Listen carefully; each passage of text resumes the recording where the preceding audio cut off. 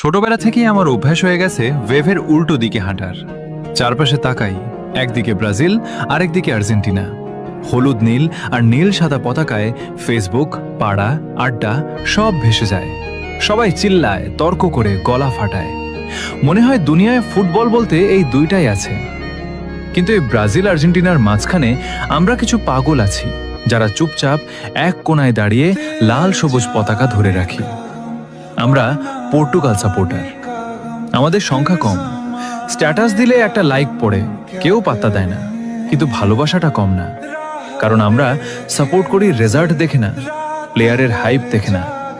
আমরা সাপোর্ট করি সেই অনুভূতিটাকে যেটা প্রথম দেখায় মন কেড়ে নিয়েছিল।